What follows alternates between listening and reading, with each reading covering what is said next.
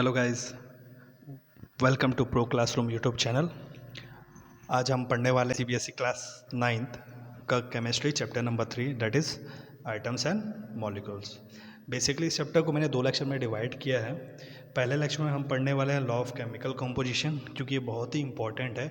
इसी से हम आगे देखेंगे कि आइटम्स क्या होते हैं, केमिकल फार्मूले या केमिकल रिएक्शन किस टाइप से होते हैं। चलिए तो स्टार्ट करते हैं। सबसे पहले law of chemical combination. Chemistry is the study of the transformation of the matter from one form to another. This transformation often occurs as a result of combination of two different types of matter. The combination of different elements to form compound is governed by the certain basic rules. These rules are referred to as the law of chemical combination.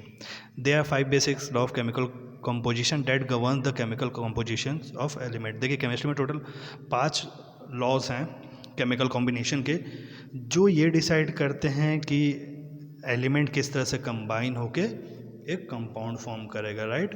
तो जब element combine होकर compound form करता है तो वो एक certain basic rule को follow करता है केमिस्ट्री के, जिसे को हम बोलते हैं law of chemical composition. First law क्या है? लॉ ऑफ कंजर्वेशन ऑफ मास।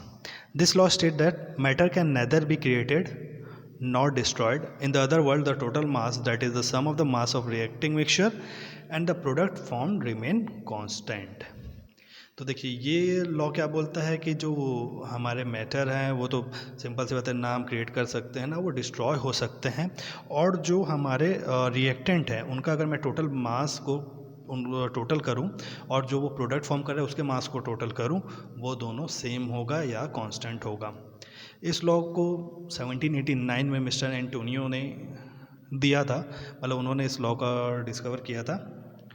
चलिए तो इसका जो हमारा लॉ ऑफ कंजर्वेशन ऑफ मास है वो अगर हम सिंपल लैंग्वेज में बोलना चाहे तो क्या हो गया?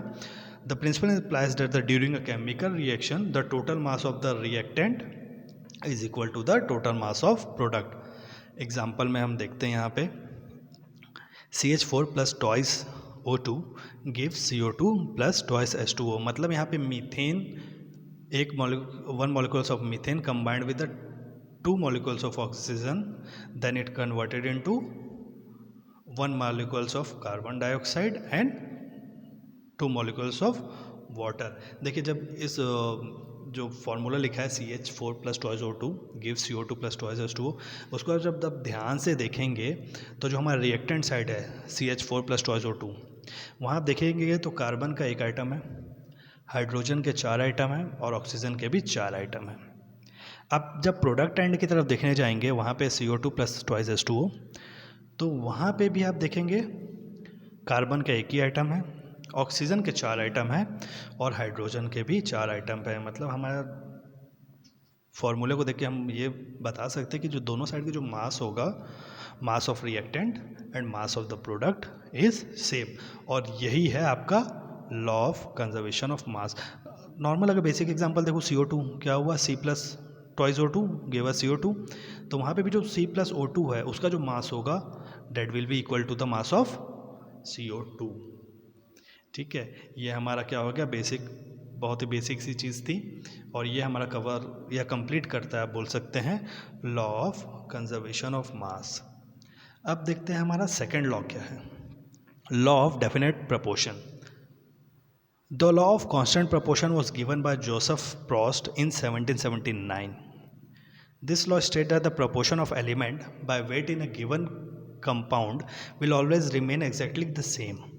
In simple terms, we can say that irrespective of its source, origin or its quality, the percent composition of element by weight in a given compound will always remain the same. अगर मैं इसका normal भाषा में अगर example देना चाहूँ तो आप वाटर देखिए, आप टैप वाटर लें, रिवर वाटर लें, रेन वाटर लें, ठीक है, प्योर वाटर लें, उनका जो कंपोजिशन है, केमिकल फॉर्मूला क्या है, H2O, राइट, सेम है सबके लिए। सब में आपके हाइड्रोजन के कितने आइटम्स है, 2 आइटम्स, और ऑक्सीजन का कितना आइटम्स है, 1 आइटम्स है। चाहे आप रेन वाटर लें या टैप वाटर लें या कोई भी वाटर लें, उसमें वो सेम है, राइट। और यही हमारा क्या, law of definite proportions. In chemistry the law of definite proportion sometime called as Proust law. Proust law क्यों बोलते हैं, क्योंकि इन्होंने इसकी डिस्कवरी की थी। और law of constant composition, for example oxygen makes up to about 8/9 of the mass of any sample of pure water, while hydrogen makes अब the remaining 1/9 of the mass. क्यों? क्योंकि वाटर का मास क्या होगा? 9 होगा। क्यों? हमारा ऑक्सीजन का मास कितना है? 8। हाइड्रोजन का मास होगा हमारा 1। वहाँ पे कंबाइन होकर उन्होंने क्या बनाया? 9, राइट। तो मास ऑफ वाटर हुआ 9। तो कहीं का भी आप वाटर ले लें, उसमें जो ऑक्सीजन का मास होगा वो 8/9 होगा, और हाइड्रोजन का मास कितना होगा? 1/9। चाहे आप टैप वाटर ले, रेन वाटर ले, कुछ भी लें। थर्ड है लॉ ऑफ मल्टीपल प्रोपोर्शंस।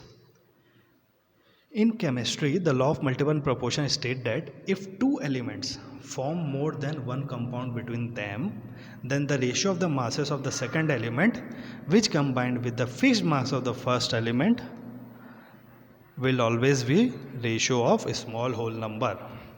इसको देखिए, जो डेफिनेशन है थोड़ा बहुत लेंदी टाइप का है, लेकिन मैं इसको आपको एकदम इजी वे में समझाता हूँ। हाँ, सबसे पहले ये कि ये जो लॉ है इसको हम डेल्टन्स लॉ भी बोलते हैं, क्योंकि उन्हीं ने ये दिया था, जॉन डेल्टन ने 1803 में। देखिए इसमें क्या बोला गया है, अगर आप देखिए मैं 2 एलिमेंट लेके, ठीक है, 2 एलिमेंट लेता हूँ, for example carbon and oxygen, उससे मैं 2 अलग कंपाउंड बनाता हूँ। क्या?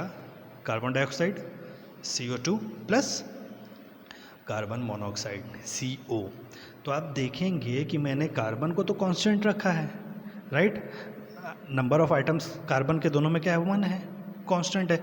लेकिन ऑक्सीजन का वेरी कर रहा है, एक में 2 है, एक में 1 है, और वो किस बेस पे वेरी कर रहा है? एक होल नंबर का रेशियो फॉर्म कर रहा है। जो उनका प्रोडक्ट है वो एक होल नंबर का रेशियो फॉर्म कर रहा है, वही है law of multiple proportion. Dalton note that the element carbon form 2 oxide by combining with oxygen in different proportion. A fixed of mass of carbon say 100 gram may react with 133 gram of oxygen to produce 1 oxide, or with 266 gram of oxygen to produce the other. मतलब एक से carbon जो है वो oxygen से combine होकर carbon monoxide भी बना सकता है, कार्बन डाइऑक्साइड भी बना सकता है। उनके बीच का जो प्रोपोर्शन होगा वो एक होल रैशनल नंबर होगा। This law state that if two element combine to form more than one compound, 2 element कौन से थे हमारे? कार्बन और oxygen. combine to form more than one compound, क्या? कार्बन डाइऑक्साइड और carbon monoxide. The masses of this element in the reaction are in the ratio of small whole number। ठीक है, ये लॉ जब हम अगर पॉलीमॉल ले लें, ऑलिगोमर्स ले लें, ठीक है, या नॉन स्टाइक्रोमेट्री ले लें, इन सब में ये लॉ फेल हो जाता है। लॉ ऑफ मल्टी प्रोपोर्शन यहाँ पे फेल होता है। इसके लिए एक और हैशटैग लॉ दिया गया था, लॉ ऑफ रेसिप्रोकल लॉ करके। लेकिन वो क्या है, वो जो केमिस्ट्री का हमारा basic law of chemical combination है उसमें उन 5 लॉ में नहीं आता। वो एक अलग से हैशटैग लॉ है जो स्टार्टिंग के 3 लॉ को कंबाइन करके बनाया गया था, लॉ ऑफ रेसिप्रोकल प्रोपोर्शंस। चलिए ये क्या होता है ये भी देख लेते हैं हम। It relates the proportion in which element combine across a number of different element। ठीक है, बेसिकली इस लॉ को क्यों बनाया गया था कि जब आप देखिए जो हमारा इससे पहले वाला लॉ था, जो डेल्टन्स लॉ जिसको हम बोल सकते थे, लॉ ऑफ मल्टीपल प्रोपोर्शंस, वो क्या था? वो स्टीरियोकेमेट्री के लिए फेल था, राइट। उन टाइप के मटेरियल्स के लिए वो फेल हो जाता था। लेकिन जो लॉ ऑफ रेसिप्रोकल प्रोपोर्शंस है वो उन सब मटेरियल के लिए ही बना है, राइट। ठीक है, the law of reciprocal proportion also called as the law of equivalent proportion और law of permanent ratio is one of the basic law of stereochemistry. चलिए लॉ क्या बोलता है?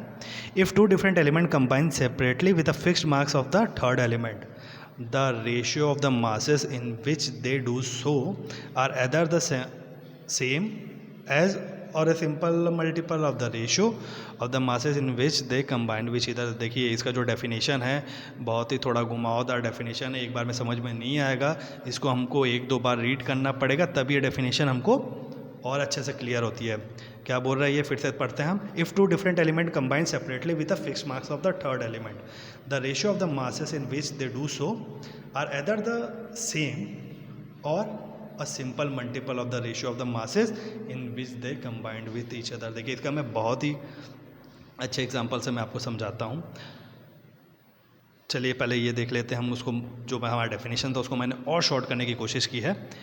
If element A combined with element B and also with C, ठीक है, then if B and C combine together, the proportion by weight in which they do so will be simply related to the weight of B and C which separately combined with the constant weight of ए।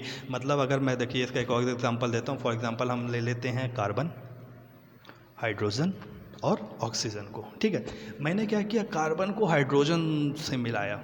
ठीक है, जब वो combine हुए तो उनका जो मास का जो रेशियो आया वो आएगा 3:8।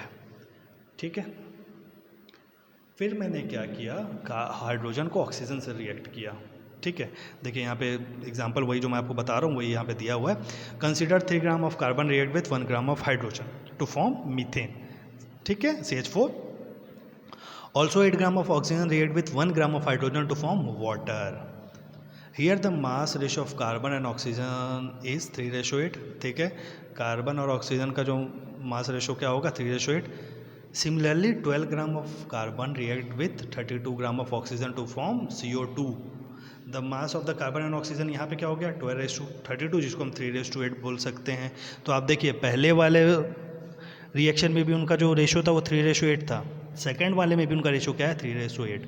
The mass ratio in which C and O combined with each other in the same as the mass ratio they combined before। ठीक है, चलिए अब जो फोर्थ लॉ है, Gay-Lussac's law of gaseous volume. Right, ये लॉ जो है हमारे गे-लुसियस साहब ने दिया था कब, 1808 में। This law state that when gases are produce or combine in a chemical reaction they do so in a simple ratio by volume given that all the gases are at the same temperature and pressure. इसमें temperature और pressure को हमें constant रखना पड़ेगा। Right, इस law को law of definite proportion का एक और अदर फॉर्म भी बोलते हैं। देखिए दोनों में डिफरेंस क्या है आपका। गे-लुसियस लॉ है वो वॉल्यूम से डील करता है, लेकिन लॉ ऑफ डेफिनेट प्रोपोर्शन किससे डील कर रहा था, वो मास से डील कर रहा था। ठीक है, लॉ ऑफ डेफिनेट प्रोपोर्शन में मास था, इसमें वॉल्यूम है। देखिए ये पॉइंट लिखा भी हुआ है, the only difference between this two laws of the chemical combination is that Gay-Lussius law is stated with respect to volume while law of definite proportion is stated with respect to mass। ठीक है, Gay-Lussius law state that the pressure of a given mass of a gas vary directly with the absolute temperature of the gas when the volume is kept constant। अगर हम volume को constant कर दें तो जैसा जैसा हम प्रेशर वेरी करेंगे गैस का, वैसा उसका टेम्परेचर भी वेरी होगा। देखिए इस जो गे-लुसियस लॉ है उसको आप मैथमेटिकली इक्वेशन में भी हम इसको लिख सकते हैं। आगे की जो स्लाइड है उसमें उसको भी मैंने लिखा हुआ है कि एक्चुअल में वो है क्या। ठीक है, तो यहाँ पे जो हमारा फोर्थ लॉ था वो कंप्लीट हो रहा है। अब हम देख रहे हैं fifth law, Avogadro's law. Avogadro propose this law in the year 1811। Avogadro's law is an experimental gas law relating the volume of gas to the atoms of substance of gas present। It is stated that under same condition of temperature and pressure, equal volume of gases contain equal number of molecules। ठीक है, this implies that 2 liter of hydrogen will have the same number of molecules as the 2 liter of oxygen given that both the gases are at same temperature। अगर मैं दो अलग अलग gases लूँ, for example hydrogen और oxygen, ठीक है, और उनका टेम्परेचर और प्रेशर मैं सेम करूँ, ठीक है, तो उनके जो नंबर ऑफ मॉलिक्यूल्स होंगे उसमें वो भी सेम होंगे। ठीक, ये एक्चुअल में जो हमारा गे-लुसियस लॉ था उसका एक स्टेप और फर्दर है ये। The law is a specific case of the ideal gas.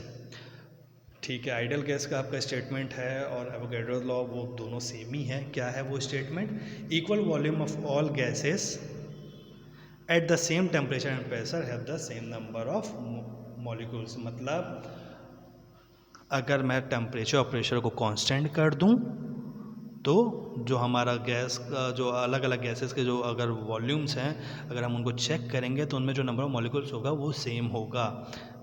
लेकिन कंडीशन क्या है, टेम्परेचर और प्रेशर हमारे कांस्टेंट होने चाहिए।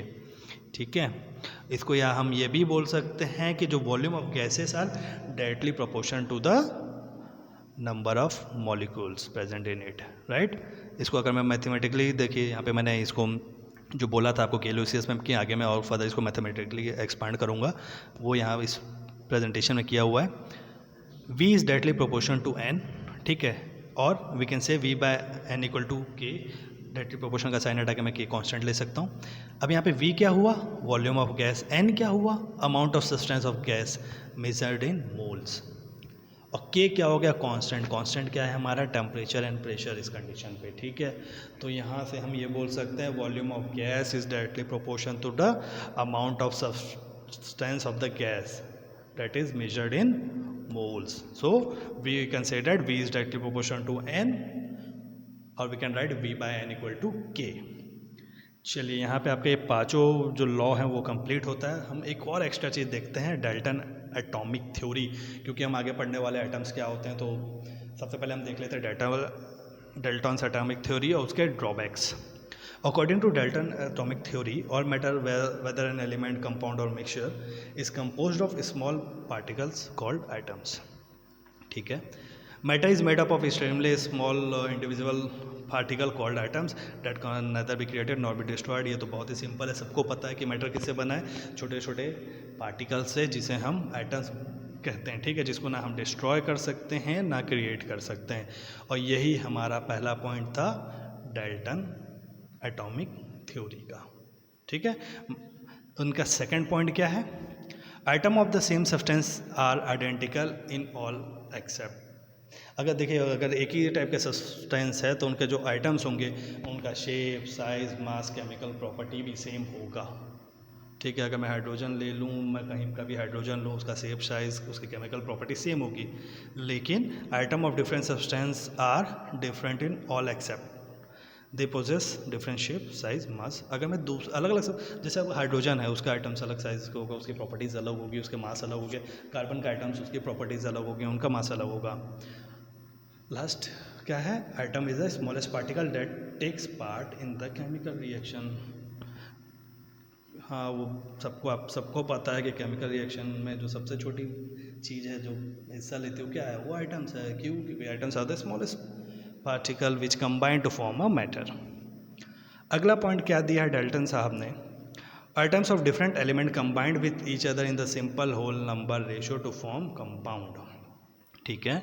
लास्ट पॉइंट है the relative number and kind of atoms are constant in a given compound. देखिए इन्होंने क्या बोला, देखिए अगर मैं मान के चलूँ, अगर मुझे कार्बन डाइऑक्साइड बनाना है तो उसका फॉर्मूला क्या होगा, कार्बन डाइऑक्साइड का CO2 मतलब C+O2, एक आइटम कार्बन का, दो आइटम ऑक्सीजन का, जब कंबाइन करूँगा तो वो CO2 हो जाएगा। तो इनका यही कहना है कि जो वो कंबाइन हो रहा है उनके बीच का जो रेशियो है वो लगभग एक होल नंबर का रेशियो होगा। जो एलिमेंट के बीच का जो रेशियोज होगा वो होल नंबर का रेशियो होगा जब वो कंबाइन होकर कंपाउंड फॉर्म करेंगे। चलिए अब लिमिटेशन देख लेते हैं। सबसे पहले क्या है, it does not account for सब एटॉमिक पार्टिकल्स। देखिए डाल्टन ने क्या बोला था, जो आइटम्स है उसे हम डिस्ट्रॉय नहीं कर सकते या उसे और डिवाइड नहीं कर सकते, लेकिन हमको पता है कि जो आइटम्स के जो सब एटॉमिक पार्टिकल्स हैं क्या है, वो प्रोटॉन, इलेक्ट्रॉन एंड न्यूट्रॉन। तो यहाँ पे जो डाल्टन्स की थ्योरी थी जो ये बोलती थी कि आइटम्स वेयर इनडिविजिबल, वो गलत प्रूव हो रही है, राइट। वो अपनी थ्योरी को यहाँ पे डिसअप्रूव हो रहा है, उनकी जो थ्योरी थी। क्यों? क्योंकि जो एटम्स के जो सब एटॉमिक पार्टिकल्स हैं वो क्या है, प्रोटॉन है, इलेक्ट्रॉन है, न्यूट्रॉन से मतलब क्या है, वो इन तीन पार्ट में डिवाइड हो सकता है, वो डिविजिबल है। तो यहाँ पे जो उन्होंने थ्योरी दी थी कि एटम्स वेयर इनडिविजिबल, वो यहाँ पे थ्योरी रॉन्ग होती है। सेकंड क्या है, it does not account for isotopes. As per Dalton atomic theory, all atoms of an element have identical mass and density. लेकिन जो हमारे आइसोट्रॉप्स होते हैं, आइसोट्रॉप्स क्या होते हैं, देखिए आइसोट्रॉप्स जो होंगे उनमें प्रोटॉन सेम होते हैं लेकिन न्यूट्रॉन डिफर होता है। फॉर एग्जांपल देखिए, जो हमारा कार्बन है उसके 3 आइसोट्रॉप्स है, C12, C13, C14। इन तीनों में जो एटॉमिक नंबर ऑफ कार्बन है वो 6 है, मतलब उनका प्रोटॉन 6 है, लेकिन तीनों में जो न्यूट्रॉन है, एक में C12 में 6 है, C13 में 7 है और C14 में 8 है। मतलब क्या हुआ, आपका प्रोटॉन तो सेम हुआ लेकिन न्यूट्रॉन डिफर होते गए। तो यहाँ पे ये अपनी ही थ्योरी को रॉन्ग प्रूव हो रहे हैं, क्योंकि इनकी थ्योरी के हिसाब से क्या था कि जो आइटम्स के जो मास डेंसिटी जो हैं, राइट, वो सब आइटम के फिक्स्ड और पर्टिकुलर मास डेंसिटी रहेंगे, वो और फर्दर डिवाइड नहीं हो सकते। चलिए थर्ड पॉइंट था, it does not account for isobars. अब आइसोबार्स जो होते हैं वो कौन कौन से आइटम में देख लेते हैं। देखिए आइसोबार क्या होता है, आइसोबार में ना सेम नंबर ऑफ न्यूक्लियस होते हैं, राइट। जो आइसोबार आइटम्स होते हैं उनके जो न्यूक्लियस होते हैं वो सेम नंबर के होते हैं। उनके एटॉमिक नंबर चेंज हो सकते हैं लेकिन एटॉमिक मास सेम होते हैं। फॉर एग्जांपल आप देखिए आर्गॉन का भी 14 है और कैल्शियम का भी 14 है, राइट। This theory state that the mass of the atoms of two different elements must differ. लेकिन यहाँ पे क्या हुआ, एटॉमिक नंबर डिफर हुआ लेकिन एटॉमिक मास आपका सेम हो गया, ठीक है। तो यहाँ पे उनकी अपनी खुद की थ्योरी रॉन्ग हो गई। उसके बाद उन्होंने एक और दिया था क्या, element did not combine in simple whole number ratio to form compound. मतलब जो एलिमेंट है उसको सिंपल होल नंबर के रेशियो में ही कंबाइन होके कंपाउंड को फॉर्म करना है। लेकिन अगर आप शुगर का देखें C11H22O11, ये एक सिंपल होल नंबर के फॉर्मूले में कंबाइन नहीं होता है। तो यहाँ से उनकी वो थ्योरी भी रॉन्ग हुई। उसके बाद जो एलोट्रॉप्स होते हैं, क्या है देखिए, जैसे हमारे कार्बन के जो एलोट्रॉप्स है, ग्रेफाइट है, डायमंड है, ठीक है, इनकी प्रॉपर्टी डिफर है। लेकिन डेल्टन के हिसाब से क्या आती थी, उनकी प्रॉपर्टी सेम होनी थी डेल्टन थ्योरी के हिसाब से, लेकिन रियल में वो डिफर होती है। तो एलोट्रॉप्स के लिए भी ये थ्योरी फेल है, राइट। तो ये सारे पॉइंट थे जहाँ पे डेल्टन थ्योरी की फेल हो रही थी या उनकी लिमिटेशन थी। So thank you guys, hope you like this lecture. Please subscribe my channel and press on bell icon. Thank you. Have a nice day. Goodbye.